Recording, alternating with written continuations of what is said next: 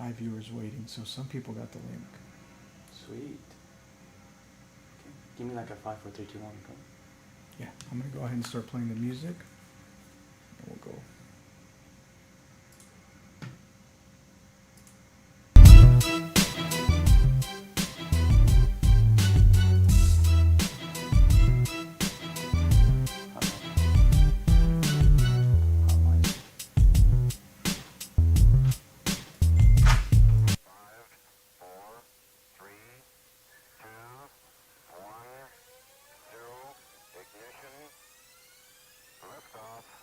Coming to you live from the Picket Studios in Houston, Texas. This is the Realty Ruckus. If you are in any way, shape, or form involved in the real estate industry, this is the show for you. And now, your host, Alan Hernandez. Welcome.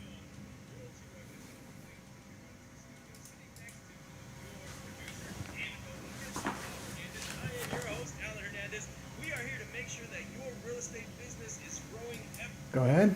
And welcome everybody to today's pregame show. I am your host, Alan Hernandez. Sitting next to me, our producer and CFO, Gibran Hernandez. Man, is it feeling a little bit rusty, you know? It's been a while since we've done this. It has been a little while, but what a way to come back and kick things off again. The pregame show today is all about what it takes to have gone through COVID, and I'm not saying like we're done. I'm saying we're still getting through it. And then what it's going to look like before the elections, after the elections, everything that we think Dr. Ted Jones is going to discuss. There's a lot of changes happening in our market right now, and we really wanted to take an opportunity to bring good information, solid context to you so that you can take this information and build on it, figure out a way to continue to push through, not just push through, but thrive as well. Absolutely. And you know, one of the things that I heard in the beginning of this pandemic is, oh my God, it is the end of real estate as we know it. Everything is going to collapse. The government is just printing money left and right.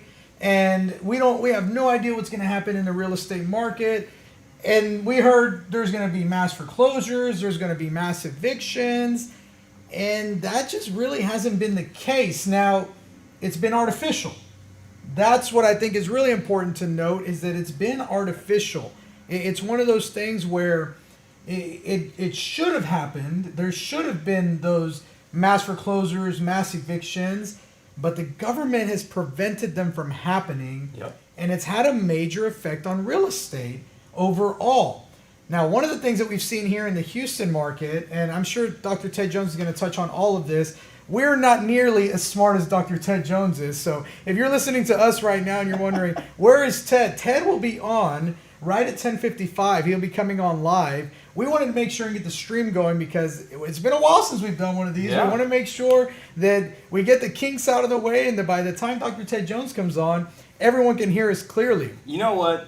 Last year, today, I actually looked it up on Facebook. Last year, today, I was part of a panel, and we were predicting what was going to happen in the upcoming year. Oh, yeah. And the great thing about that is that everything we said, everything that the panel agreed to, was that the upcoming year was going to be perfect. Yeah. That we didn't see a slowdown coming. That everything was growing. Interest rates were low.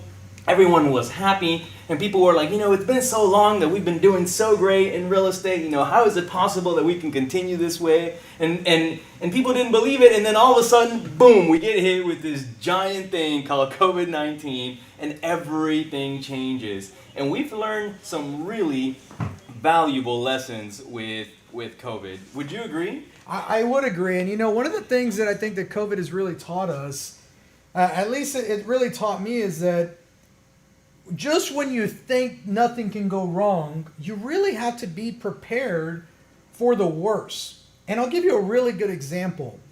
There's Bernie's Burger Bus in Houston.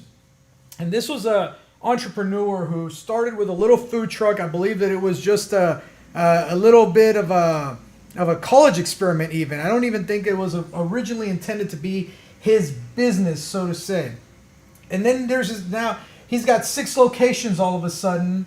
He's bringing in a ton of cash. He's using that cash to build out these locations. And in the back of his mind, he's thinking nothing's ever going to change. Yeah. Things are going to stay good. The economy's going great.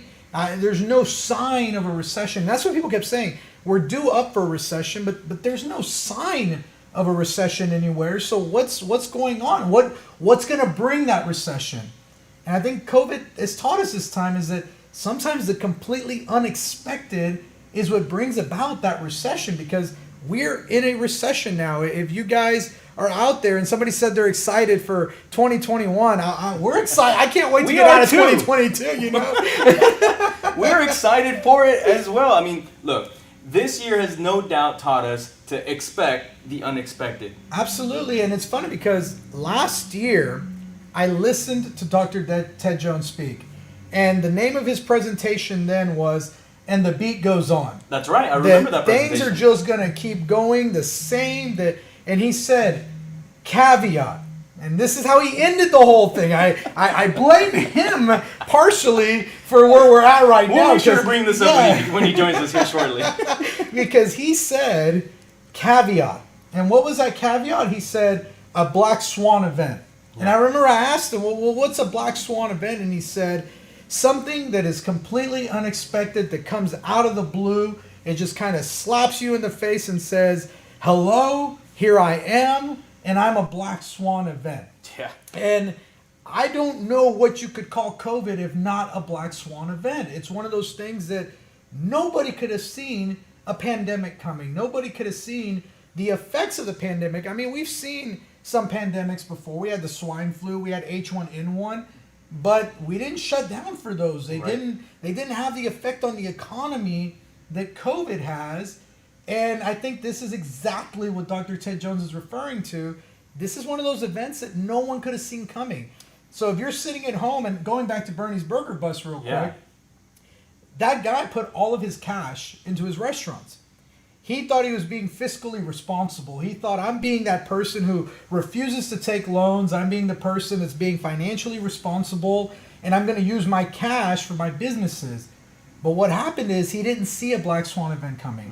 He didn't see an event where his restaurants would be closed for 3 months straight. He wouldn't be able to sell a single burger, and all of a sudden he's out of cash. Yeah. All of a sudden he's going, all right, we got to shut it down. That's it. Yeah. The experiment is over. And that's somebody who thought they were being responsible. And who was apparently, in by all means, looking very successful in what he was doing. Absolutely, yeah. And it looked like he was growing tremendously. Here's the thing, though. This is where things get really thrown off. We have COVID that hits us in March. We have a slowdown in April because everything kind of comes to somewhat of a halt, right? You know, people lost their jobs. Real estate agents are freaking out. During that time, I was in the middle of buying another investment property. We ended up purchasing a fourplex. I think I told you about this. Yeah, I remember that. And I had an agent that showed me the fourplex. It wasn't an agent that I knew. It was an agent from the seller. And he starts telling me about how COVID had now ruined his business and how he was out of business and didn't have anything closing, et cetera, et cetera. His real estate business. Okay. Now, mind you, it was just April, right? Yeah. It was just April. We were barely 30 days into the pandemic. Yeah, we were barely 30 days into it. It was just April, and I'm thinking, well, you know, if this is all it took to ruin your business, you probably didn't have a business. Yeah, or much of a business. Or much of a business, right? Now, I was polite about how I said it and whatnot, and I realized at that moment, though, in that conversation, that there was going to be two types of agents in the pandemic. The people that were going to use COVID as an excuse to fail, and the people that were going to use COVID as a reason to succeed. And we just had the best, or one of the best, maybe even a couple of record-setting months, June, July, and August. Absolutely. Months that we haven't seen and definitely didn't expect, considering everything that was happening. And now it's like, all right, well, every other industry is hurting, yet we just had the 3 best months ever. How is that happening? And at what point does real estate feel the effect? Because really, we've been very, very lucky. Yeah. Well, look, I'm going to tell you one thing. I think real estate has been feeling the effect. And I think it has been negative in real estate. Tuan says, "Hey, what's up, Alan? Thanks, guys, for joining us so much. It's so exciting to be back on. Yes, it's like feels now good. that we're in the heat of it here. It's Now that we're out of living under a rock. yeah, it feels so good to be back on and be talking to everyone. I think real estate has been feeling the effect of COVID, and it has been negative. And I'm going to tell you in what way. If you're not already a homeowner, if you don't already own properties, then you are being affected negatively because property values are going whoop, straight up. Because when that money printer starts printing out a lot of money, inevitably property values are going to go up and they're going to get more expensive. So I actually pulled the data from 10 years ago from the HAR market report.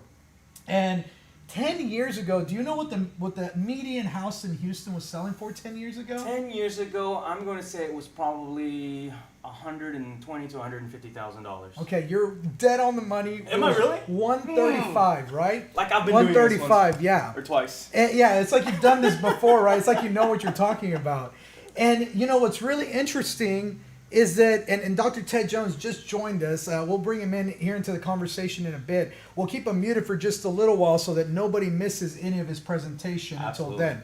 But 10 years ago, the average price in Houston was 135. And Dr. Jones, thanks so much for joining us. We'll get you on in just a second.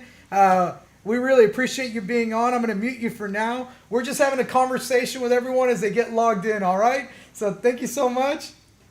He says, no Awesome, problem. man. Thank you. So 10 years ago, 135 was the median price in Houston on the HAR market report for the same year. This year, it crossed the 280 mark. So we're talking about more than a double increase over 10 years. And now with COVID and the money printer going burn, I'm sure Dr. Jones is going to talk about this in a little bit, but with that money printer going, you're going to keep watching this, and it's not going to be a linear scale. We're going to see a little bit of a exponential growth for a bit on the home values. This is my opinion. So I may be completely wrong. If you've ever watched the Ruckus, you will know that Jabron, aka BB, likes to have what he calls BB Damas's predictions. So these are his predictions. And while I don't disagree with this one, because I'm experiencing it firsthand. Look, as you guys know, many of you guys that follow us on Facebook and have followed us for the years, you know that we're really, really interested not only in operating our brokerage and helping our agents succeed, but also in the investment side of the world. So we're always looking for opportunities.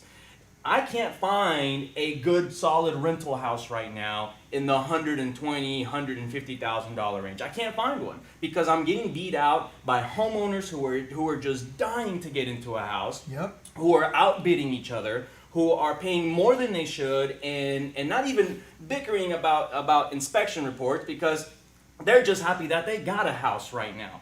We sold 2 houses. I called them the unsellables, right? The unsellables. Right. Everybody has the unsellables on their list. Everybody has those. They always have like those 2 houses that have been sitting on the market forever. We sold 2 unsellables this month. I mean, it's incredible. Of course, we look like heroes with the sellers, but it's scary to think that the 2 unsellables sold because there's just that little bit of inventory. There's just so little of it that's all there was available in those areas, right? So where does that push? Maybe in the direction that you said, and we're seeing that, right? People are going to be willing to pay more and more and more, raising prices, raising values. Where does that take us? I think what's going to wind up happening, and Dr. Jones can correct me later on these statements because I'm not a world-renowned economist. I'm just a dude behind a computer screen who likes to give his opinion. But my opinion is that is the negative effect we're seeing. If you already own property, it's great for you. If you don't own property yet, you're really gonna hurt because it's gonna get harder and harder to get that starter home. And I'm gonna say something that's gonna be the super unpopular opinion. No one is going to like what I'm about to say. We'll add it to your book. We'll add it to my book of predictions. Your book of unpopular opinions. I think that Texas is going to look a lot like California did 15 to 10 years ago, where property prices just keep going up. And if you didn't get in I mean, go to California and try to buy a house for 150. It just doesn't exist. Yeah. A friend of mine just sold a teardown for 650 in Los Angeles, and I'm going, wow, that just blows me away. And it wasn't even like the best part of town. We're talking about just an average place, an average part of town. Mm-hmm. And so I'm thinking, wow, this is going to have a major, major effect on affordability, on the ability for those first-time home buyers. And it's going to get to the point where you're going to start seeing that people just can't get into those properties. They just can't buy them. And either we're going to have to get more money printing going on those people to get them there, or we're going to have to find a way to assist them, some kind of down payment assistance, some kind of assistance program to help them out. Oh, here comes the assistance program conversation. And that's Let's the go big ahead and part. bring that up. I'm sure Dr. Ted Jones is going to love that one. The assistance conversation. And I'm not is something saying don't call it socialism, but I'm not saying let's that add I that to condone your it. unpopular opinions. Here, let's talk about something else, because I don't want to ruin everything that Dr. Ted Jones is going to talk about, and I also don't want to keep adding to your unpopular opinions book here. Yeah. I want to talk about a little bit. I want to switch the subject just a little bit. Everything that's had to change due to COVID, the changes that we've had to make in the industry, what of those have affected us personally, you personally? How are things different now than in February of this year? What are like some of your takeaways on that? Well, it's really interesting because back in February, you could do things so much differently. And for example, if you were a brand new agent, one of the best ways to get business is to do an open house. All of a sudden, you couldn't do open houses anymore. And that's when I started seeing Facebook ads, a lot of Facebook ads from brand new agents. I started seeing people finding new ways to publicize themselves, to get themselves out there, to show themselves off. And I think that one of the things that COVID has really done is it's pushed innovation. Yeah. I mean, it went from overnight, nobody knew how to use Zoom. And now my 70-year-old grandmother is calling me on Zoom on the daily. And she's like a Zoom expert. She was telling me how to change my backgrounds and how to do different effects on Zoom. And I'm going, wow, like I've never seen, I forget what the saying is, but it's like when you really got to do something, that's when innovation happens. When you're in your dire straits, that's when you really find new ways to do it. And that feels like COVID has really pushed in that direction. COVID has really gone, hey, we've got to find a way to do things differently, to do things in a new light than the way that we used to do them. Everything that we do now is virtually. Some people are zoomed out per se, right? I get that all the time now. Oh, I'm so zoomed out. But there is not really too many alternative ways right now. People are still very scared to meet in person. Right now, we're even finding ways to meet with sellers virtually. I've actually had some seller meetings where they walk me through the house virtually, right? And they're showing me their house on their phone, and I'm giving them our presentation literally through the phone, through the screen, and which is something that we've never had to do before. We've always been used to everything in person and walking the house with them and whatnot. Yeah. Now everything is totally different. But it's not just that. It's also the way that agents operate. Think about how agents operate now versus before, right? Where people are having a hard time going and looking at houses. Agents have now turned to using their phones to showing houses. Yeah. All of their meetings are now virtual. They hardly ever come into they hardly came to the office before. Now it's like very rare, right? It's so difficult to actually see agents come into the office. But it's not just agents if you think about it. Everyone works from home now. Yeah, absolutely. Working from home is a big part of this change that COVID has brought about. It's changed the way that we all operate. It's changed every industry. And it dawned on me the other day because I was downtown. My wife and I rented a hotel downtown for a little staycation, and we walked downstairs because we were gonna go quote unquote to hang out at a bar, and there was no bars. There was actually one bar open out of what used to be maybe 30 to 40 over where House of Blues were. Oh yeah, here in downtown Houston. Downtown Houston. Everything else was closed. Everything. Right? I mean, there was offices there was bars, there was restaurants, everything was closed. So one of the things I'd love to hear about, and I'm sure Dr. Ted Jones is going to cover it today, is what's going to happen with all of the commercial property that's now becoming vacant? All of the really good question. What about all the business owners who don't need the office space anymore because they have 3,000 square feet, but 2 agents or 2 people or 2 staff that actually need to be there, or no staff that need to be there because everyone works from home now? Yeah, and you know, one of the things that I was looking at, I'm part of an apartment investors group, and on that apartment investors group, one of the big conversations was how much of the commercial is going to get turned into apartments. And when I read that, I thought something really interesting, because over here at Plaza Americas, the old Sharpstown Mall, you know, there's a developer looking to convert that into a condo. Oh my goodness, that'd be amazing. He wants to convert that whole old what is a mall? It's a really it's more of a flea market. It went from now. a mall to a flea market. Yeah, but he wants to convert it from being that, and he wants to turn it into a condo complex, and he wants to put amenities in there and all the. And I'm going, wow, how much other commercial can be converted? Because the way commercial is built, you've got these open floors, and you can build walls anywhere practically other than around pillars. Yep. And run plumbing wherever you want. So you could easily convert a lot of that. And people aren't using these big buildings. Actually, in my conversations leading up to this event with Dr. Jones was that at Stuart Title, they're not using the same office space that they were using before. They've got these massive floors that are empty now because people are working from home. And, you know, I think this is a good time. Why don't you go ahead and introduce Dr. Jones and give him a little bit of an introduction. We'll go ahead and we'll bring him on here a few minutes early.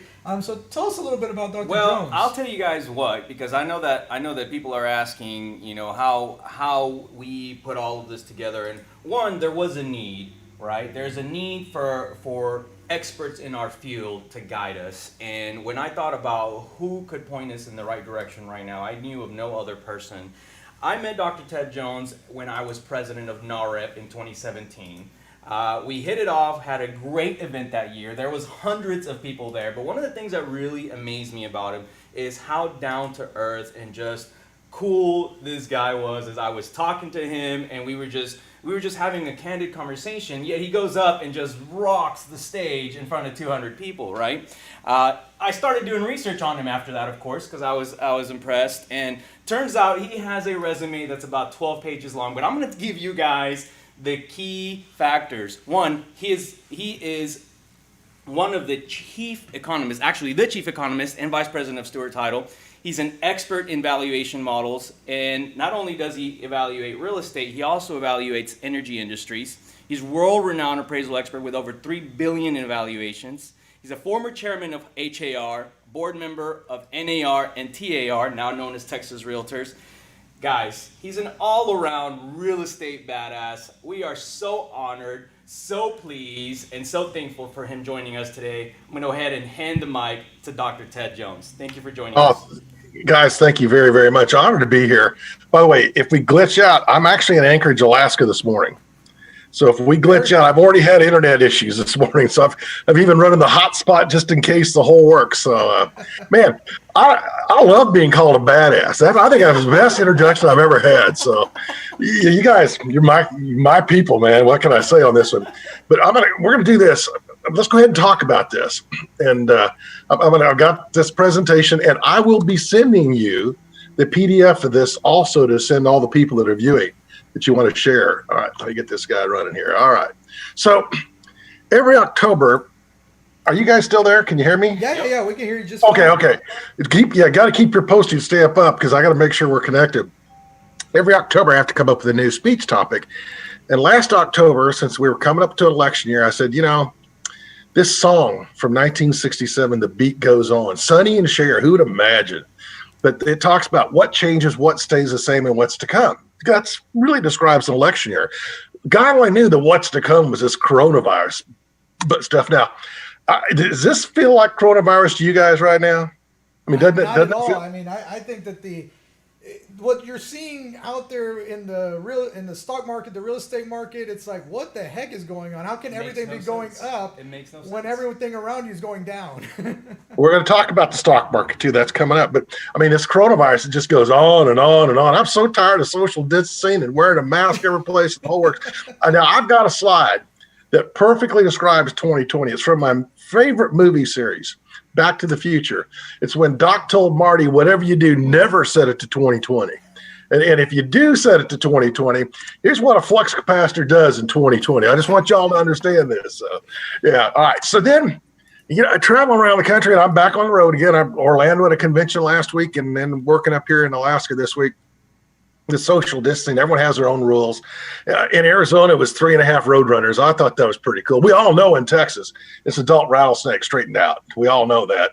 And of course, here I am in Alaska. It's got a 1 6-foot snowplow or 3 sockeye salmon. And my favorite one, and it was my favorite one because of the attitude. It was from Idaho, 14 potatoes, the kind raised in Idaho, not the wimpy ones. And you got to love people with attitude, if you know what I mean on this. Now, even CVS got in on this. Please distance yourself at least 6 feet apart or the average length of a CVS receipt. Guys, if you can't laugh at this, there's something going on here. This is good stuff. Now, I'm zoomed out. I'm going to tell you that. I normally do 150 presentations this year. This is number 199 this year already. And I did 46 before this all started. But Hulu, I don't have Hulu, but it's $72 a year. Showtime, 132. Y'all know who the most expensive one is? Do you know? Harvard, $49,653, tuition and fees, because none of the classes are direct, so it's totally streaming. Now, we've invented some good stuff. This one I love. It's called Quarantine Coffee. It's like normal coffee, but it's got margarita in it and also no coffee. And you got it. Well, and then there was a Quarantini. It was literally gin and emergency vitamin, shaken not stirred. And you will never look at a Zoom presentation again. Now, I do have my glass of water here because it's dry up here, but you'll never look at a presentation again, see someone with a coffee cup or a tea thing over the top of it and realize that's not tea. That's not tea, man. You got to love this stuff. Oh, and I took this picture about 2 blocks from where I'm at right now a couple of winters ago. Each year when I come up here in January, February, it's also during, I come up for the Alaska Land Title Association to speak. It's during fur rendezvous. All the trappers bring in their furs and hides and pelts from the bush. And they have a great big festival and auction. Right across the street here is a great big parking lot where I'm at. Can you imagine this? It's the first week in February, and it's 20 below zero, and you got kids riding a roller coaster outside having the time of their life. Things that you and I wouldn't think of doing. And, of course, you go back to Sonny and Cher, but what changes, what stays the same, what's to come in that song. Now, first of all, I'm going to give you the negative one. And this is, got to tell the truth. Good news, bad news, get it out there, whatever it is. Oh, and telling the truth, it's an election year. If you hear it on TV, it's not true. And let's just put it that way. I don't care which news network you watch, left or right. It's all fake news, liar news, whatever you want to call it, because they're all trying to sell you one direction or not. All I can say to you is just vote. That's all I ask from you guys. I have my opinions too, but we'll just keep them in. Now, recession is known as 2 or more consecutive quarters of negative GDP. GDP is simply the value of all of our goods and services. Didn't start one last year, didn't have one last year. First quarter of this year, we were down 5%. The preliminary estimate from the Bureau of Economic Analysis says we're down 32.9% on an annualized basis in Q2. That's the largest drop in GDP in the history of the United States. We have never dropped that much productivity in one quarter in history. That said, Goldman Sachs is forecasting that next quarter we're going to be up 25%. We've never had that large of an increase. Goldman's forecast is we'll be down 4.6% for the year. Fannie Mae's forecast is that for 2020 we'll only be down 3.1%. And Goldman's forecasting that GDP grows. Now, that doesn't mean you get everything back next year, but it means you don't lose anymore. Now, that said, we all do know that there is a opportunity, a chance for a double dip recession. And I'll tell you why we might have one. We'll go from there. Now, if you want to follow what's going on, it's all about jobs. And I'm going to put this up front, guys. This recession has hit low income people. And we know that because look at it, just you gentlemen we're talking about, Alan, you in particular, guys, you think about it. We just had record home sales in a month. And that means the people that were in the income to buy houses didn't lose their jobs. We're looking at the second and potentially the highest refinance year in history, and you don't get to refinance your house if you lost your job. So this is really hurting the lower income class. I will tell you that up front. In fact, it's decimating to many of them. Now, I want to show you about jobs, and this is total number of jobs in the U.S. Remember, I told you it's all about jobs. But where I want you to focus to start with is 2010. 2010, the bottom of the Great Recession, as they called it. Worst recession I'd ever seen in our lives, at least up till now. And notice that we gained all those jobs, but by this April, within 2 months, we had lost every job that we'd added, numbers-wise, since the Great Recession. Y'all see that? And then, of course, we are stepping up. That's that V-shaped recovery. But notice it's slowing down that growth. And oh, by the way, there's some states that they lost 3 times more jobs than they had gained since the last recession. So this is just the average United States. Now, if you want to know, we're still 11.5 million short. Hardest hit sectors, leisure and hospitality. Last week I was in Florida. Man, you talk about decimated economy. You talk about blank highways. And the hardest hit, we lost 1 out of every 2 of those. Y'all know what the least hardest hit, what sector was? Finance, financial services, banks, lenders, stock market guys, investment bankers, mortgage people. Finance hardly lost any jobs at all. Second, least lost government jobs. Governments are slow to let go and what have you. But leisure and hospitality worse. The rest of them, and mining and logging, we'll talk about oil and gas in a few minutes. I've always told y'all, every speech I've given, I think for a decade, how that if you want to know where the economy's heading, just look at jobs in leisure and hospitality.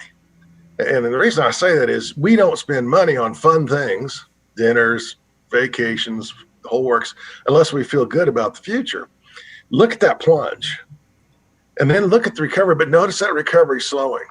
Now, Business Travel News says that we will not get back to the old levels of travel, leisure and hospitality, hotels, restaurants, what have you. They think it's going to be 2023 until occupancy in hotels at the earliest gets back to where it was in 2019. And they don't think rates will get there till at least 2024. So this is going to be a longer recovery for certain segments of the industry. And I have to show you this one. This shows you how the unemployed are as of now. And by the way, I think it's a miracle that we don't have more people unemployed than this. We shut down the world's largest economy for 6 months, essentially, guys. But if you got a bachelor's degree or higher, 1 out of 20 of y'all are unemployed. That's it. If you don't have a high school diploma, 1 out of 8 are unemployed. So you can see how it's not hitting each demographic equally. Now, Texas jobs, hey, guys, we're doing pretty good. You look at this growth, but you notice that little stutter step the last month, the latest month? Yeah, that's not good. I'm just going to tell you that up front. And why? Well, we are now at the end of this month getting to all these businesses that had the payroll protection plan. And the way that worked is government said, just because we didn't want to repeat 2008, 2009. So what the government did, and by the way, I'm going to say the name of 2 people who I think have just done incredible jobs. We're fortunate to have them there right now.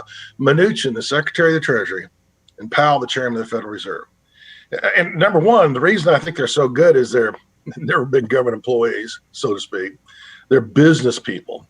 Y'all need to understand, Mnuchin was managed billions of dollars on Wall Street. Powell, Chairman of the Fed, you always think he'd be an economist. No, he's an attorney. He used to do big financial dealings. He understands what interest rates will do to an industry.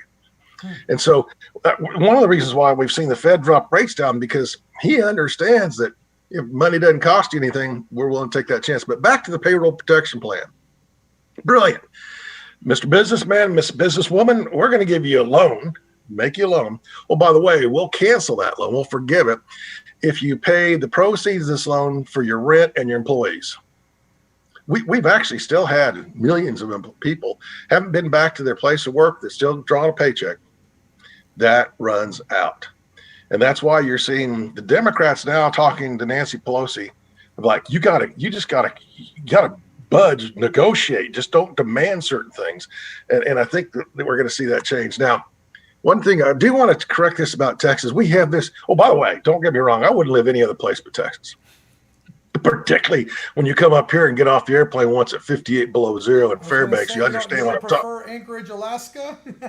Yeah, Fairbanks. But no, I'm not moving. They're nice people up here, but they're crazy to live here in the wintertime. I just want you to know that. But each year, the Tax Foundation, anyway, about Texas, a great place to live, but we have this illusion, incorrect illusion, that it's also, best tax-wise. Far from it. Each year, the Tax Foundation looks at 5 taxes: corporate income tax, personal income tax, retail sales tax, unemployment tax, property tax. They rank all 50 states. We're 13th. There's 12 states better than us. And our biggest competitor on that's better than us, look at Florida. They're the 4th best in the country. Now, 1, 2, and 3 really don't count. Wyoming, South Dakota, and Alaska. Guys, any business that's going to consider going to Texas or Florida is not going to move to Alaska, Wyoming, or South Dakota. Let's just put that out there. But one of the things that all right, let's talk about this. We already had trends in place. I'm going to mention this multiple times this presentation. We already had a trend in place of people moving away from California to in the West, Southwest. We already had a trend of people departing the Northeast and heading to Florida and South Carolina and North Carolina, and even Texas, as far as that goes, somewhat. Then along came the tax cuts, and that accelerated that. And now the coronavirus, it's accelerated again. Last week, I spoke at the Florida Association of Mortgage Professionals and Brokers. And one of them told me that over 60% of his new home purchase loan applications were either from Connecticut, Massachusetts, New York, or New Jersey, in Florida, in Orlando. They're just leaving there in droves. This just accelerated that. Now, Houston, and what's amazing about Houston, we had the double whammy. We just didn't have, guys, we just didn't have the COVID thing. We had oil prices hit $16 a barrel. I know they went negative, but that was just kind of an anomaly as the future markets settled and what have you. So again, we're kind of doing that stutter step the last 2 months when most of the U.S. has actually got back. There's almost 400 MSAs in the country. We're the 4th largest in the country. Houston is. There's 5 MSAs now that have more total jobs now than they had before the coronavirus. We're not it. Because we just haven't recovered as many jobs. Now, I want to talk to y'all about oil, and I know this is going to hurt you, but I'm going to say this. One of the things that's helping the U.S. get out of this recession, cheap energy. Not us in Houston, particularly not Midland. I gave one of these presentations like this to Midland a couple of months ago. Did y'all know that before the coronavirus came in and before oil prices started going down this year, 34% of all jobs in Midland, Texas, were in what they call the mining and logging sector, which is oil and gas. Wow. Now, in the U.S., it's 0.5%. In Houston, it's 2.5%.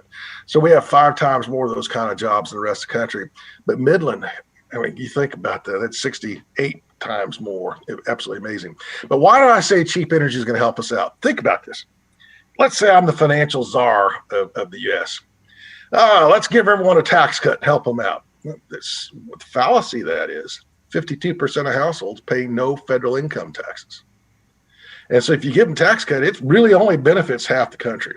On the other hand, unless you work in oil and gas or a town that's impacted by it, which we do, but we're talking about the United States here at first, you give a cut in oil prices, gas, diesel, jet fuel, electricity, everyone wins except that 0.5% of the people that work in those environments. Now, I always used to joke, I have a 15-year-old car and bought it new 15 years ago. It has spent more time at either hobby or intercontinental airports, Bush, than it has at my house because I'm usually traveling. And I always used to joke, I would get exactly 28 miles a gallon or 30 going to one airport and back, and 30 miles a gallon in the other airport and back is less slow traffic. And now I'm joking that I'm getting 7 weeks per tank. Think about how that's changed. Think about how good it's been to drive on Houston highways. Yeah, we haven't had rush hour, so to speak. Now, each year, I want to put this in reality. It's going to scare you a little bit. Because the question is, when is oil and gas going to come back? So every year, the Federal Reserve does a great big study, and they ask all these producers in each of these shale formations, How much does oil have to be for you to continue just to maintain your existing wells and keep them producing? Well, you look across here and you see the Midland, it's got to be $26 a barrel. Check. We're there. Now, remember, that was the scary thing in April. We weren't. April and May, we were in that $16 to $22 range. That means it wasn't worth even keeping your existing production going. So, but then the next question, so at least what's done, we're going to go ahead and continue to produce. How about to drill new wells? Well, go back to Permian's $46, Eagle Ford $46, Permian other 50. In other words, we really don't have high enough oil price right now to drill new wells. And so if you're going to tell me, Ted, we got to have an oil recovery tomorrow, not happening. Now, unless Iran bombs Saudi Arabia's oil production fields or something like that, but it's going to take an event like that to not do that. So we're just going to see a continued slow recovery. Now, I don't want you to think about oil and gas now. I want you to think why I think we're not going to get all these jobs back for another 3 years. So we're going to use oil and gas as an example, because oil and gas, you know, they kind of had a coronavirus that lasted for the last half decade, if you want to think about this. So give me some liberal rounding on this. Here's oil prices, and I'm just going to make this statement. I'm going to round off liberally. Between 2010 and 20 until right up at 2015, $100 a barrel, or close enough. Between 2015 and the start of 2020, $50 a barrel. So their incomes halved, cut in half. So what do you do to survive? Well, first of all, they increased production. They had to sell. You got to have so much cash flow. So even though you don't make as much per barrel, that means you got to produce more barrels. We went from a little less than 9 million barrels production to 12 million. Our production went up almost 40% from 2015 to 2019. But to stay financially in existence, they cut 20% of all their jobs. They're doing it again.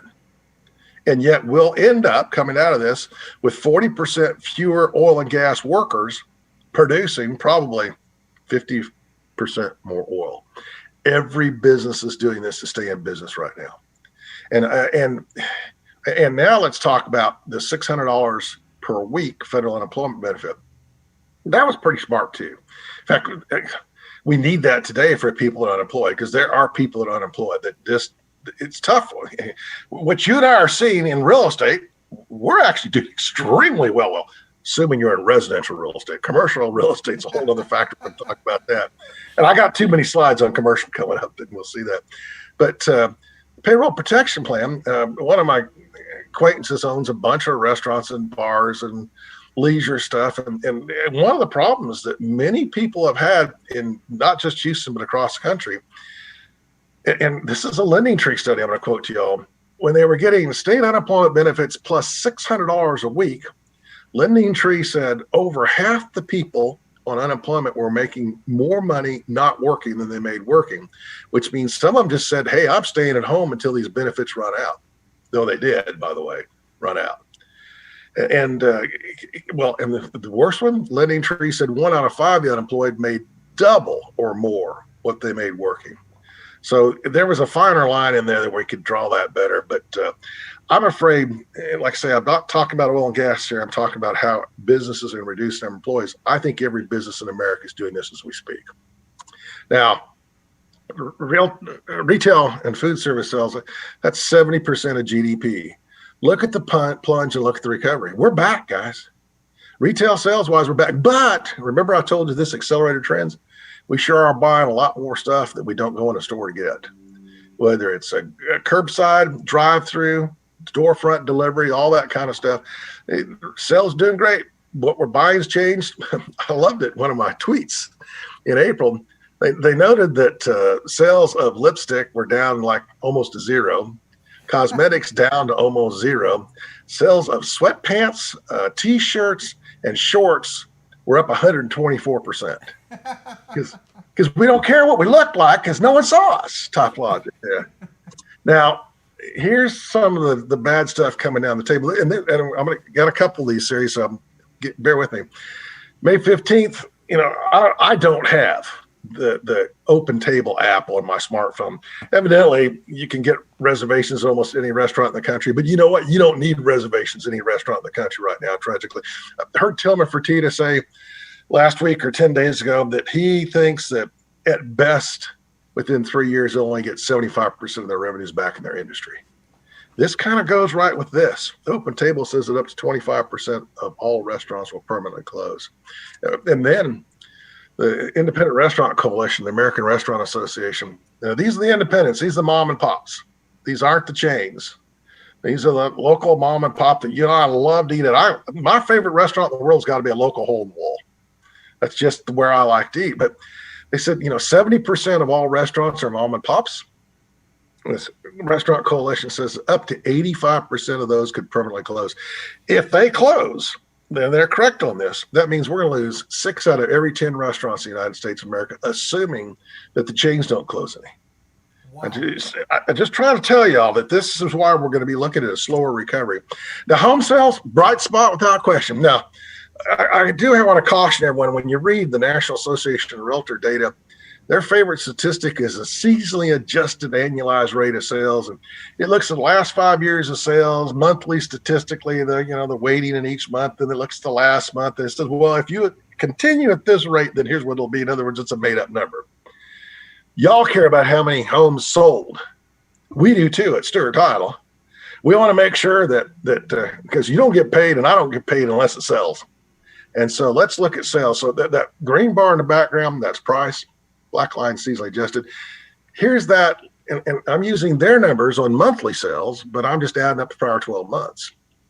And so you can see nationwide that there's a pretty big drop, but that was amazing because we saw the largest reduction in active listings in history. People didn't want anyone to walk through the house. Love what you said about open houses, and well, again, that's that trend that I'm talking about. We already had the tool to do it, social media. This is just accelerating the use of those tools that we've invested in. Aren't we fortunate that we live in Houston, Texas? And I always say this, Houston Association of Realtors, thanks to Bob Hale's leadership, we were the first realtor group in the country to have a consumer-facing website that people could search for homes in their house. Isn't that amazing? And so we're accelerating that trend to go on all this stuff. Now, here's Houston sales. Y'all notice we dropped, but you notice in total number of sales in prior 12 months. Did you know we, in the last 12 months compared to the 12 months before that, we are now selling more homes? That's an amazing statistic. Oh, and usually our price peaks in July or June, and it's all pushing forward. We lost those sales for a while, but they're coming back. Now, first of all, I'm going to talk about supply and demand, and this is supply and demand of all kinds of housing, new construction. And our problem in Houston on our housing is we've built way too many Class A apartments. And one of the reasons that you were talking about, you can't find a $120,000 to $150,000 home. Our land costs have got to the point you can't build a $120,000 and $150,000 home. Mm-hmm. And that's one of the dilemmas we have. Now, compared to California, remember in California, I love this one, the Howard Hughes. Y'all remember Howard Hughes, the crazy man? Well, absolutely. Kind of brilliant gentleman when I say crazy man. You think about it. But he had an aircraft manufacturing facility in Los Angeles. In fact, that runway, they would build airplanes and fly out of this runway. It went down right through all these their buildings where they built these there. Only a mile and a half. The end of that runway is about a mile and a half from Malibu. I'll remember 2.5 Men, where Charlie Sheen's thing was supposedly filmed. And when they sold off all their aircraft business, military aircraft business, they didn't need that anymore. So a developer bought it. The developer was going to take that, because you think about it, that part of LA, he was going to develop it 100% into housing and retail properties. So he applied for entitlements, zoning, and everything else like that. Guess how long it took him to get it? Anyone want to guess? A year. 23 years. Oh, my goodness. Got his first building permit 23 years after they started. Wow. Thank God we live where we can build stuff and you can't there. But that said, I want you to look at this. New supplies is new dwelling units. That's an apartment, a condo, a house. Demand or jobs. I've always said you need 1.25 to 1.5 new jobs per new dwelling unit. In Houston, in the last 7 years, we've only created 1 job per new dwelling unit. Now, we built a lot of housing, but it's all Class A apartments. And that's why we have a shortage on that. And that's also why after Hurricane Harvey, we lost 200,000 housing units. We had 70,000 vacant Class A apartments that had never been lived in. Pretty amazing. We're overbuilt, guys, in total housing. Most that overbuilding's Class A apartments. We haven't built hardly any workforce housing. That's B and C apartments and that type thing. We just haven't built that in 10, 15 years. Now, commercial, I want to show you this one. And that go back to right at the end of 07. These blue bars is the total number of dollar volume of commercial sales in prior 12 months. We set an all-time record up to that point in 07 in the fourth quarter, $571 billion worth. I want you to notice within 24 months, sales of commercial real estate dropped 88%. Wow. And the question is, are we going to do that again? And the answer is, well, just watch this. Here's Houston. And it's kind of the same thing, kind of the same scenario. So here's what we did in U.S. sales. And what this is, where that red line is, for example, it's comparing second quarter of 08 to second quarter of 07. And lo and behold, that went down 69%. Oh, you remember the last recession? Mm-hmm. This second quarter of this year was down 68%. There's no difference between 68% and 69% reduction. We are doing the exact same thing we did in the last turnaround. It is deja vu all over again. As Mark Twain said, history may not repeat itself, but it certainly does rhyme. And we're seeing that. You think, well, shoot, that's not going to happen. In Houston, yeah, we're seeing, again, y'all see this exact same thing. In fact, each of y'all would have if you have a friend, an acquaintance, a relative that works in commercial real estate, take them out for lunch because they need someone to buy them a meal. I mean, their business is decimated. Here's what sales were, and you can see what is worst. Hotels. Oh, by the way, we're down 91%. In the second quarter in 2008, we were down 91%. Y'all get this? The best one of the bunch, industrial. And that is one of the saving graces for the Houston economy right now. We are more of a blue collar. It's kind of town we are, guys, is what it is. We're different than Dallas. That's no problem with me at all on that one. But you can see that's kind of one of our saving graces. But a lot of that industrial is oil and gas, and they're having some issues on that. I got to show you this one. This is just for July. Sales down, total sales down 69%. Y'all can see it again. Industrial down 53%.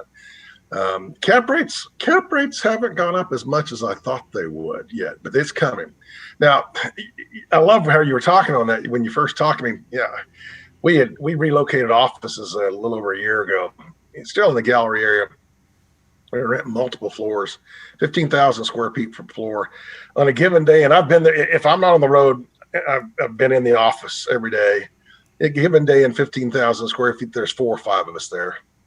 CEO, the CIO, the head of HR, and me.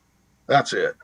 Yeah, everyone is still working. Think about this. How often do you guys even go to your office? I did one of these every day, but we're probably the oddballs of that group. We're the few. Yeah, I get that. I actually go to the office part of it to save my marriage. I have a really sweet wife for 46 years, but yeah. She can only take so much of me, I think it is. So, but look at this one, Cornet. It's a trade association of anyone involved in commercial real estate: appraisers, brokers, managers, lenders, title people, the whole works. 51% of them say their own company are cut back. The amount of office space. 3 out of 4 CFOs say we're just going to bring fewer people to the office. I think we permanently reduced the demand for office, but that's one of those other trends that was already going on. I always say this: with this little hotspot I have right here, I can have an office anyplace. Like I say, here I am talking to you live from Anchorage, Alaska, as we speak. Now, remember I told you sales down 91%? Certain segments are going to continue to be hit worse. I will also tell you this. We have the worst oversupplied market space on office properties in the United States of America. One of my broker friends, as long as I don't mention their name, I won't even tell you whether it's a man or woman, says that the true effective vacancy rate's got to be at least 26%. Wow. In offices. Yeah, offices. Worse than that, look what hotel room prices did. I'm picking on Florida because Mouseland, they got a lot more hotels than we do, so you get a lot more data is more stable, better stable data. Look what prices did in one year. They dropped almost 50% per room. We're seeing that all over again, folks. Now, remember on commercial property, value is equal to income divided by a cap rate. Cap rate's just a measure of risk. Low risk, you pay a lot for it. High risk, you don't pay as much for it. Income, well, let's talk about that. The less income you get, right, the less valuable the property is. We just had the CDC put in an eviction moratorium through the end of the year, and we're seeing apartment sales plunge because they don't know whether that's going to be long-term or not. Why would you buy a property at a set price if you don't know if you're going to be able to collect your rents? One of my friends is head of property tax for Simon Properties. They actually own the Galleria. I was reading, I think in the Wall Street Journal in June, at their super regional shopping centers across the country, their rent collections were less than 50% of their book. So they had over half their tenants not paying at all or not even paying a bit, guys. That's tough. Now, cap rates, remember, the lower the cap rate, the more you pay for it. For some reason, people are liking Houston, which means they're paying a lot for our real estate. Our cap rates are lower. And that speaks well for Houston. I think that's a function of the growth we're having compared to the U.S. Just to show you, remember, the higher the line, the more risky it is. Multifamily, still considered, and this is through the second quarter of 2020, still considered not as risky. Let me do this guy. Retail and office. Remember I told you the trend on offices? I've always joked, someday my CEO is going to walk in my office with a cardboard box and say, pack it up. Oh, by the way, you still have a job. You just don't need an office. It's true. But in retail is the same thing. And look at the office and retail. Their cap rates were a lot higher, which means they were more risky than the average real estate transaction in the U.S. Industrial, well, it was going back to the U.S. and it bumped up. I don't know why it bumped up those last 2 quarters. I can't answer that one yet. And then hotels, bigger the spread, the riskier the property, and that's we're going to see that grow even more so. Lastly, on this one, really, Green Street Advisors, they each month, if you just Google Green Street Advisors commercial property price index, you'll get this table and report, and you can see what's down, what's hot, and what's not. Did y'all see one of the hottest things in there is mobile home parks? And that goes back to what y'all were talking about up front, that people want their own home. Mm-hmm. They don't, we have nice apartments, but you got to ride up an elevator or walk up a stairwell with other people. People, we're spending so much time at home. Never has a home been more important to our quality of life than today in our lifetimes, because we're spending so much time there. In fact, you look at these things, of course, big cuts, big regional shopping centers, what have you, have just bitten the dust. Now, just to show you that there's other sources of these things, Moody says that office is already down 17% in value, retail down 19%, hotels down 20%. I have no doubt. I think those might even be understated as we speak right now. And then let's talk stock market. You talked about that. And I've tweeted a couple times about this. Once in June the 9th, I tweeted. Oh, by the way, y'all need to follow me on Twitter, DRTCJ. June the 9th, I tweeted, because on June the 8th, the NASDAQ set an all-time record. And here we were, still in the midst of recession, global meltdown in the economy, and the market was an all-time record. And I said, man, this makes no sense. And then I tweeted this one on 20th of August. This is before Tesla and Apple split their stock. Now, let's talk about a stock split. Let's compare it to a gold bar. If you got a gold bar that's worth $1,000 and you cut it in 4 pieces, equal pieces, what are each of the pieces worth? $250. Yeah. No. Not in the insanity of today's stock market. When Tesla did its stock split, the $1,000 the next day was worth $1,017. It was a 17% gain. 170 buck gain out of that. That's insanity. We are going to see a meltdown in the stock market. We're going to see people lose chunks of their wealth and their retirement all over again. I And got a quick that's question for you there around the stock market, because this is one that I keep getting. Where's the money coming from? Because it's got to come from somewhere. People are hurting back at home. Where's the money coming from to inflate the stock market? remember we talked about this up front. I think you bought in my assumption that I think this has impacted low income people. They're not people that buy stocks. Yeah. But now I want you to realize in April, May, and June of this year, we hit the highest savings rate in history in the United States of America ever. And people are actually, there's one of my tweets. You need to follow me on Twitter, man. I keep telling you this. But you guys, they put their money in and they're chasing these hot stocks. I mean, and I'm a value investor myself. I have total of my total net worth less than 1/30th, less than 3% of my total net worth is still in the stock market, and then only in some selective stocks. I don't buy mutual funds or anything else like that. Wow. So I just trying to tell y'all that we're going to see an implosion, and when it bursts, it's going to be one of those 20 or 30% downturns, and it's going to decimate things. And again, that's going to make everyone that had bought their home think, boy, was I smart to have bought this home. But part of that is driven by the home's more important than any time before. And thank heavens we've had the lowest interest rates in history. Mm-hmm. And that has helped. Again, I'm going back to Powell and saying, you're a brilliant man on this one. So let's wrap this up if you have any more questions. What we had was a short recession, deepest you and I have seen in our lifetimes. I think we're out by Q3, which we're in right now, could go right back in. Potential double dip. I hope not. And I think that's why, I'll just say this up front, I think that's why Trump did the executive order to keep putting $300 a week of federal money into unemployed people's pockets, because he knew how essential that was just for them to exist.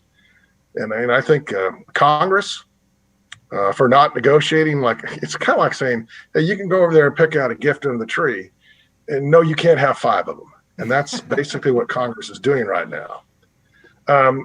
Good news is we entered this downturn with more jobs than any time in history and the best wage growth in the prior 10 years. So we were in good financial health. We weren't on the bloody edge of debt, what have you, that we were like in the last downturn in the recession. 2 things helping the country come out with record low interest rates: cheap energy. I know that doesn't help Houston or Midland or Western North Dakota, but it helps almost everyone else in the country. I'm also pleased because I've been preaching this for 10 years. I never liked dealing with China because, well, they don't play fair. You know, they have their own rules. Mm-hmm. We buy 5 times more from them than they buy from us.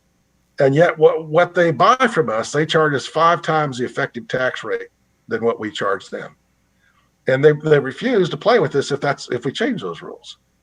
This ought to scare y'all. 93% of all the antibiotics consumed by Americans last year were made in China. Wow. That scares me. 90%, a little over 90% of all of our pharmaceuticals, or at least some parts of their supply chain, originate or pass through China. I don't think we can deal with them. And that's why I don't have TikTok, never will, on my things, because the problem with TikTok is they're stealing all the information on your phone. And I don't think you want that to happen. So I love that we have great trade with Mexico and Canada. In fact, everything that's made in China, I want it all made in Mexico, Canada, the U.S. And the reason is Mexico and Canada are our biggest trade partners. The more we buy from them, the more they buy from us. That is not true with China. Is that just a hope, or do you really see that happening, that trade? Oh, I think it's happening as we speak. Yeah, I think it's happening as we speak, because we are actually buying a little bit less from China, and China is buying a lot more from us. China has to. The trade deal that Trump struck with them, they got to buy $200 billion worth of farm products that they were not buying at that point in time. So good news on that aspect, but I don't think you can. It's like my sister-in-law. You can never trust her. I'll just leave it at that. All right. Now, one of the things that's changed is this drive through everything. Now, I took this picture in Germany. I did a little BMW X3 delivery 15 years ago. I told you I had a 15-year-old car. And when I saw that they had McDrives at McDonald's, By the way, every drive-through at a McDonald's in the U.S. should be named McDrive. Who agrees with that? I love it. It's brilliant. Now, no, I didn't eat there, but I had to get the picture. And then when all of a sudden we're all doing curbside, front door, drive-through, drive-by, I pulled out this picture I took in '05 and thought, I wouldn't own another piece of commercial real estate without a drive-through, drive-by. Wouldn't do it. Wouldn't do it at all. Let me put this in perspective. This is our Denver office, one of our Colorado office. I don't know if it's exactly Denver. This is a couple and this is in April. They purchased a home virtually over the internet, had never been it. They're from out of Colorado. And when they came to their closing, we did a drive-by closing. Took about 8 minutes. We got wet signatures on all the mortgage documents. Now, guys, think about what we just did to productivity. Again, we were all heading towards paperless real estate transactions. This just blows that forward so fast. It accelerates. Remember, this virus is merely accelerating the directions we were going. Thank heavens we were ahead at HAR, Houston, in many aspects. Why is this important? Because for us, our closers are one of our most valuable people. And if they're taking 2-3 hours to do a closing, X number of closings you can do per person. If they're taking 15 minutes, you get it. Oh, and y'all, realtors, let me tell you this. Don't miss going to closings. Don't regret that. If you want to celebrate, drop off flowers, candy, 6-pack, bubbly, whatever you want to their house, share that personally with them. You don't have time to be there because this is going to give you much more productivity. I'm going to challenge every one of y'all that are realtors. Go on to nar.realtor. Each year, the National Association of Realtors does a great study, profiles of home buyers and home sellers. I think it's free for y'all as members. And read in there what the buyer and seller values most about what you did in the transaction. And it's never mentioned that you showed up at closing. I just want you to understand that how important that is. And this is one of our agents in Texas. Now, of course, we have agents all over the country, all 50 states and 22 countries. One of our agents in Texas, independent agents, they bought a bank building, and you kind of scratch your head. If you're a title company, what the heck did you do with that drive-through teller window? They've renamed it Closing Room Number 1. You can go right there, comes right out that teller box singing, all your documents, you sign it, you put it right back in. Is that just amazing? And there's one of our offices on the right-hand side, at curbside closing. It's, accelerated. We're going to make more stuff here in Canada and Mexico. I do believe that. It's hasting. We were already moving towards there. Paperless real estate closings, remote everything, remote notary, remote closings, remote appraisals. FHA appraisers don't even have to go in the house now. It's drive-by. Think about that. Drive through everything. I think we've permanently taken demand for office space down. I think we permanently made industrial space more valuable, not just because we're going to manufacture more stuff, but everything you buy that doesn't come out of a retail storefront comes from an industrial property someplace, whether it's Amazon or anyone else like that. Hardest hit, leisure and hospitality. And if you want to buy something cheap coming down the line, wait about 12 months and hotels going to be cheap. This hotel out in Alaska here, I think they have 400 rooms here, and I think they had 12 people staying here last night. Wow. Yeah. Oil prices remain low. Remember, we hurt in Houston on that, but 99.5% of America wins. I'm going to reiterate this thing. I think this virus accelerated the trends we were on and took it up from there. Now, this is kind of a good one on this. It's all the tools we had. It's a pity these guys didn't have a pickup to haul that board home. Now, guys, we didn't realize how important our HER.com, how important our remote online notaries were, how important it was going to be paperless. And it all comes into play. All that stuff was right at our fingertips. We were playing with it, and look what it's done for our industry. Look at virtual tours and everything else like that. A blog.stewart.com. I tweet, DRTCJ. Hope y'all have that. One last comment. And this one was sent to me, one of our agency managers in Florida. She and her husband's condo looks out over the cruise ship harbor in Tampa. And this was right when they pulled the cruise ships in off the ocean back in March. Notice what they did with the balcony lights. We will be back. Now, guys, we're the best country in the world. I have no doubt about that. I have pride in being American. I feel privileged to be an American, live in this incredible country. But I remember what happened when 9/11 came about. I thought it would be a decade before we got back to normal, and 6 months later, we were back to normal. Now, this isn't over, this virus thing, until you either get a effective vaccine or a therapeutic. That means they'll give you something that doesn't kill you. And it's completely not over until you can either walk on a crowded elevator without thinking about it, get on a full airplane like I'm going to do tonight for 7.5 hour flight, or go to a Texas Aggie football game and not worry about it.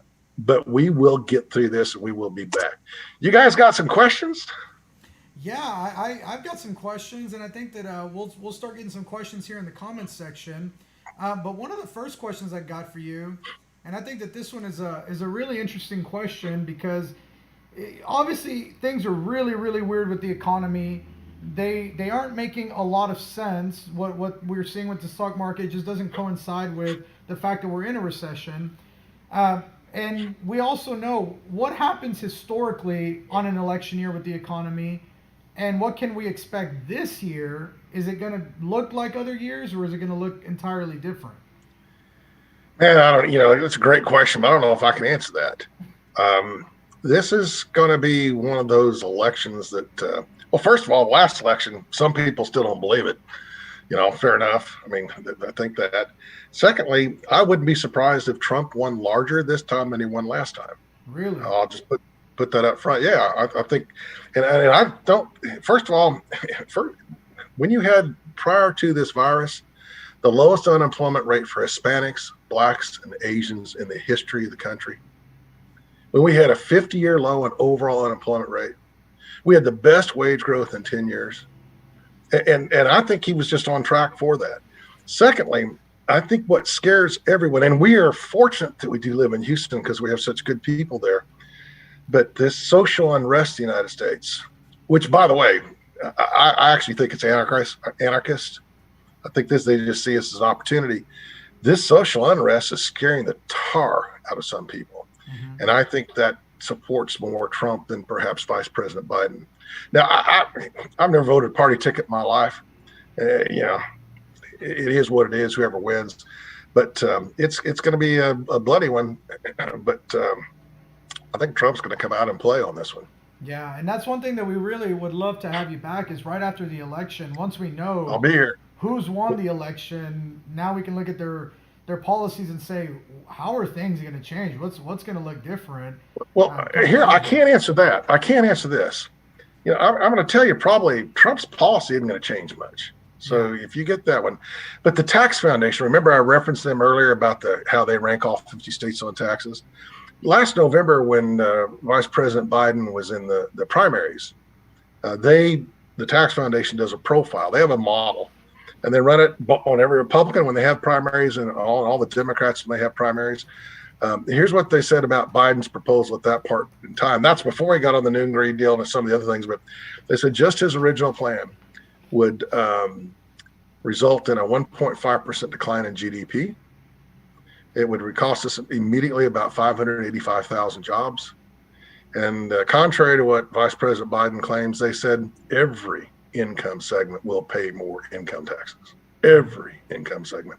The other one too, if any of y'all have retirement accounts, Vice President Biden, right now, we can put money in our retirement accounts, our 503Bs if you're a government employee, teachers, that type of thing, police officers, or most of us 401k, we can put money pre-tax. So when you put your money in there, it grows for all the years. When you take it out, you get taxed. Vice President Biden's proposal is that you can only put money in those accounts after tax, which means we'll pay a lot more income tax. Yeah. And then when you take your retirement savings out, they'll give you credit for the dollars you paid for taxes in the prior thing.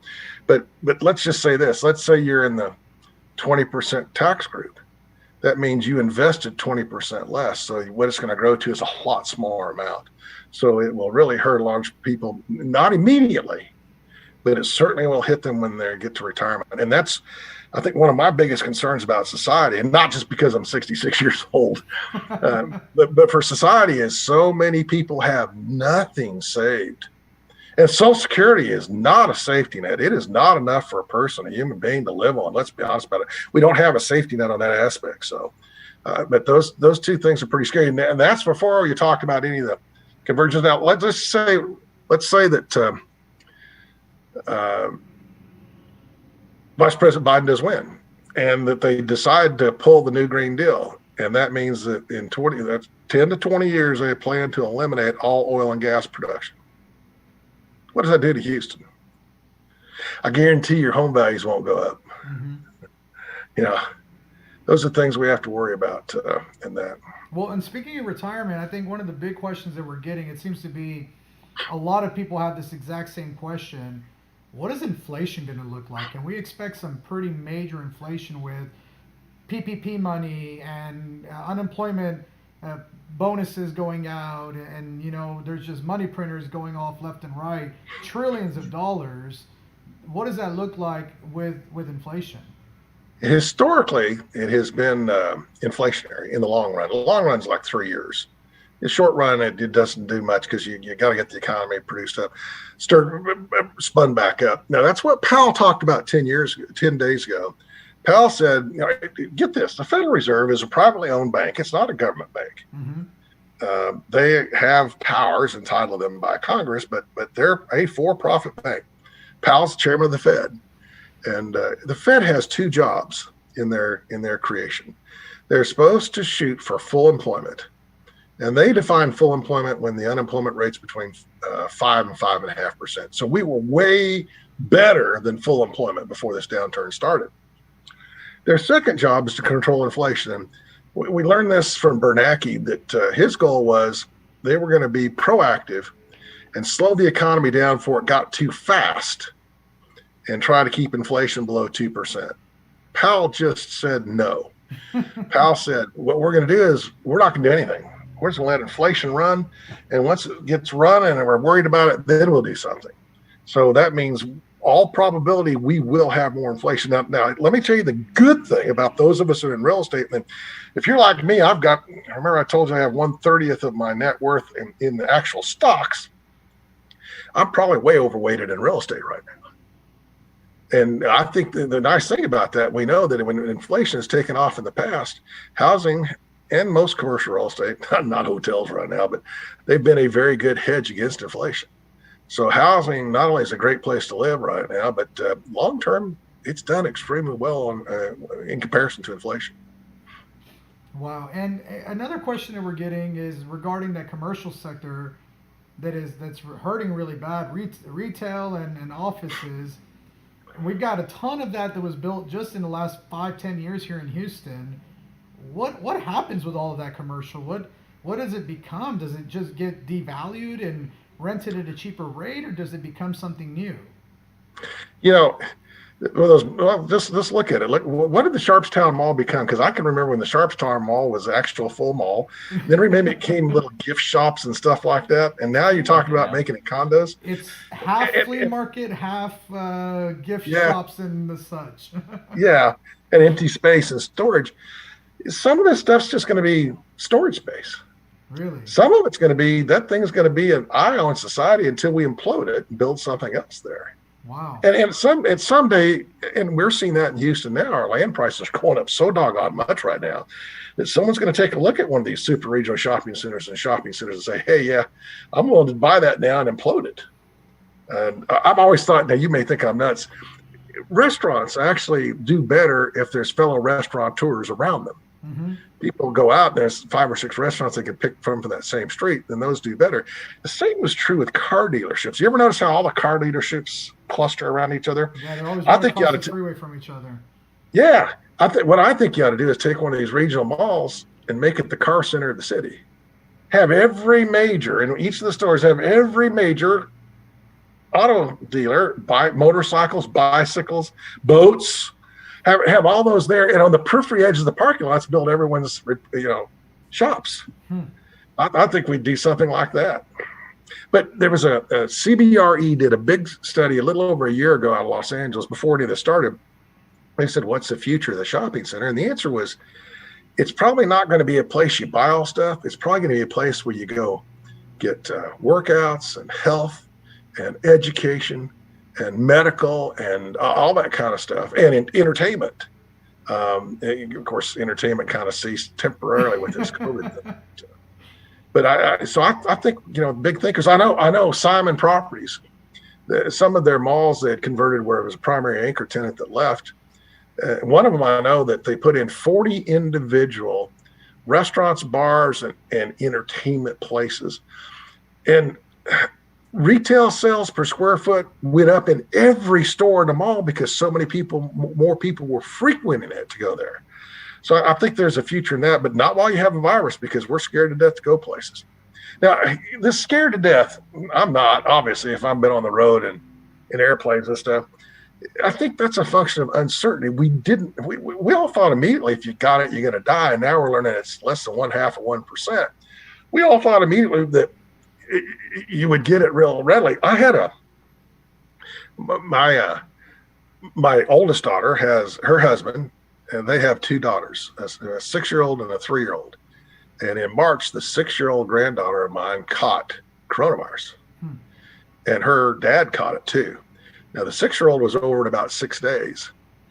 Son-in-law took him about a month. It nailed him. Wow. On the other hand, neither my daughter or the other granddaughter in the house caught it, which says to me it's not nearly as contagious as you think it otherwise is. Yeah. They're all living in the same house, little house. And so we're learning a lot more about this virus. And mind you, if you watch the news, I told you, whoever you listen to, they're lying. You pick your side. They're lying. I'm going to tell you that up front. But I don't think it's not nearly as scary as it was beforehand, I don't think. But despite that information, you don't think that until there's a vaccine or a good therapeutic, we're still going to be in the same situation, right? We are. Yeah. Well, until you can walk on that elevator, get on a packed airplane, or go to an Aggie football game. Yep, I agree. We're there. That's right. You got any questions, Alan? No, I just want to thank you very much, Dr. Ted Jones, for joining us. It has been a tremendous honor to have you. It one has given us some light into what we can do. I can see that it's all about increasing our production and reducing our costs, reducing our footprint. I've taken a lot from this. I'm certain our viewers have, because we're getting a ton of comments, a ton of questions right now. So one of the things that we want to do is have you back after the election. I know that we're still working on picking out a date, and we're really we're not even really sure when we're going to have the election finalized at this point. If it's after the election, it'll be April.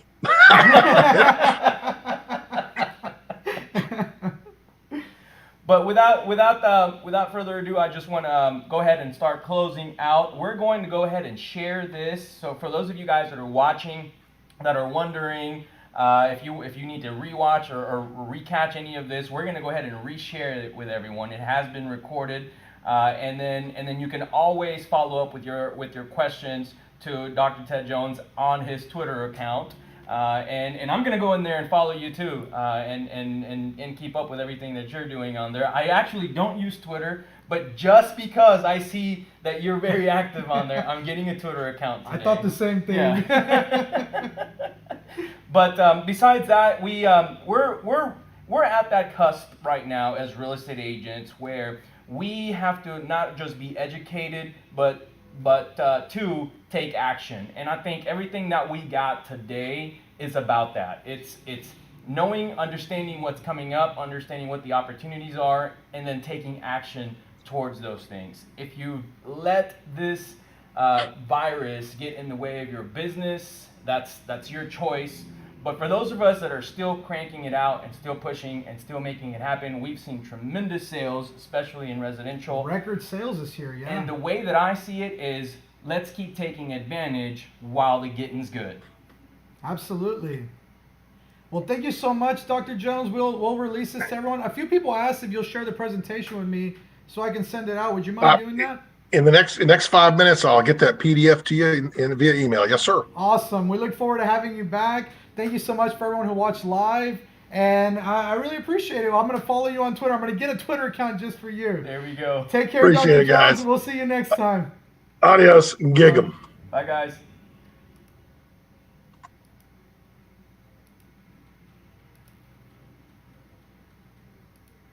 That was excellent.